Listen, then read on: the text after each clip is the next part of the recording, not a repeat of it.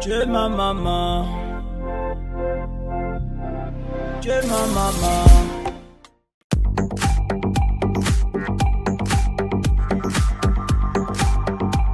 Et donc comme ça, bonjour, je suis avec Christopher. Christopher, est-ce que tu peux te présenter s'il te plaît?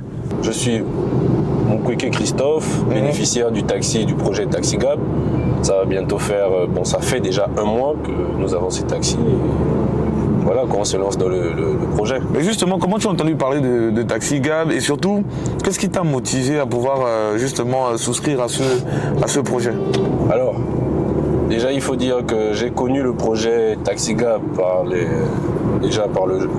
nos informations, via les discours du président de la République, qui avait déjà annoncé son projet. Oui, en juin, on se rappelle, voilà, bien sûr. De mettre en place un projet pour permettre aux jeunes Gabonais qui sont à la recherche d'emploi. Et ensuite aussi par le canal des réseaux sociaux. Et je suis allé à la quête de l'information pour mieux connaître, pour mieux savoir de quoi il s'agissait. Mais justement, qu'est-ce qui t'a motivé à souscrire à ça? Et on vient surtout du fait d'être indépendant. Voilà, le fait de travailler pour soi-même. Après, c'est vrai que certains diront que d'une certaine façon, on ne travaille pas pour nous-mêmes parce qu'on doit faire un versement. Mais l'objectif ici, c'est d'être indépendant, je pense. Donc, c'est vraiment plus la quête de l'indépendance qui m'a motivé à rentrer dans le projet de Taxi Gab. Voilà. Justement, par rapport à ça, est-ce que tu peux nous raconter rapidement comment ça s'est passé, les inscriptions, le petit parcours, etc. Mais vraiment nous dire un peu comment c'était, quoi. Déjà, je suis allé au PNPE. J'ai demandé les informations qu'il fallait, donc c'est-à-dire les pièces nécessaires à fournir et autres. Une fois que j'ai eu toutes les informations, j'ai suivi la procédure, c'est-à-dire l'enquête de moralité, l'entretien. Une fois ce premier test passé, j'ai fait l'auto-école. Ah oui, il y a eu quand même une phase d'auto-école. Voilà, effectivement. Genre vous testez au véhicule et tout. Exactement. Auto-école, on nous a posé pas mal de questions, on nous a demandé de faire pas mal de choses aussi sur la route, un tour de ville en fait. Un tour de ville. D'accord. Voilà. Et une fois que j'ai réussi toutes les étapes, Taxi Gab m'a appelé pour me dire que j'étais bénéficiaire. Voilà, j'ai réussi les étapes et que je suis bénéficiaire. Et que c'était bon. Voilà, que c'était bon, exactement. Bon, moi, il y a une question qui me taraude l'esprit. Tu as trouvé les 1,1 million là-haut? Parce que tout le monde disait que c'était un peu compliqué, que ceux qui sont au chômage n'ont pas ces sommes-là. Et que justement, comment toi tu as fait pour trouver les fonds? Bon, il faut dire que je me suis fait aider. En toute sincérité. J'en ai parlé à pas mal de membres de ma famille. Voilà. Moi-même, j'avais quand même quelque chose. Et je me suis fait aider par certains de mes oncles qui m'ont aidé à me lancer dans le projet et j'ai pu réunir la totalité des 1,1 million. Voilà. Mais est-ce que tu faisais quelque chose avant ou bien Bon, j'étais dans pas mal d'activités. Voilà, j'étais dans pas mal d'activités, pas mal de petits business par-ci par-là.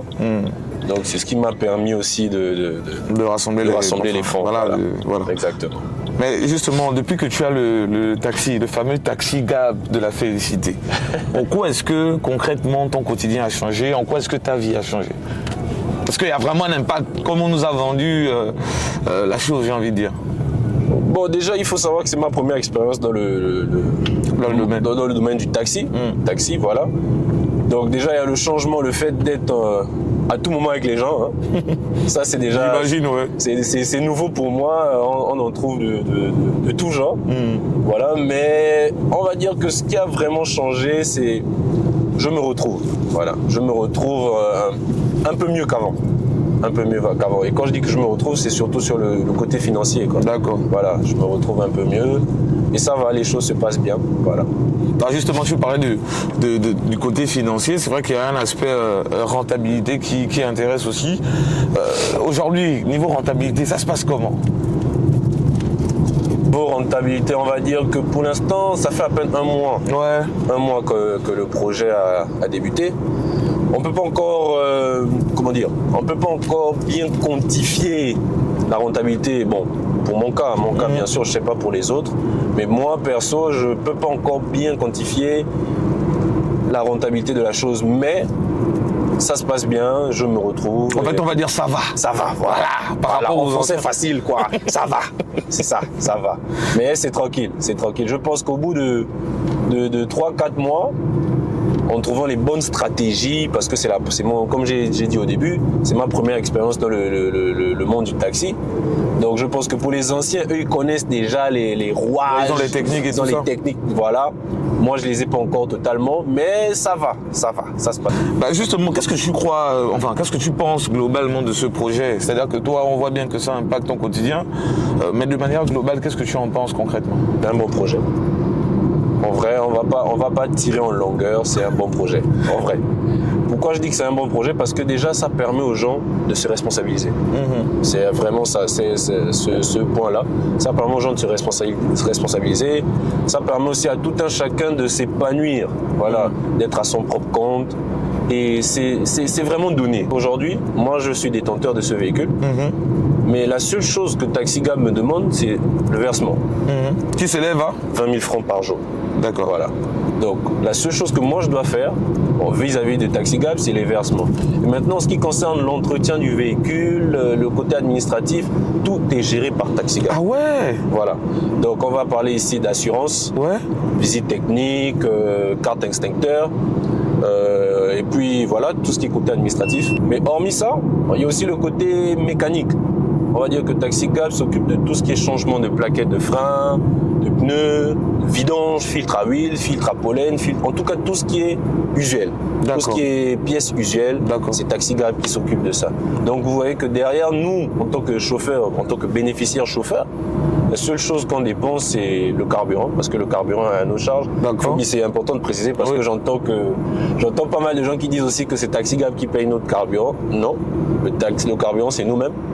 Et les versements. Oligui, donne-moi le boulot, mais je n'ai plus de maman pour me nourrir aujourd'hui. Nous sommes arrivés justement au terme de notre petit entretien que j'ai beaucoup apprécié avec mon ami et frère Christophe. Alors, est-ce que tu as un mot de fin? Où est-ce qu'on peut te contacter? Comment est-ce qu'on peut te trouver? Et surtout, un mot de fin par rapport au projet, j'ai envie de te dire.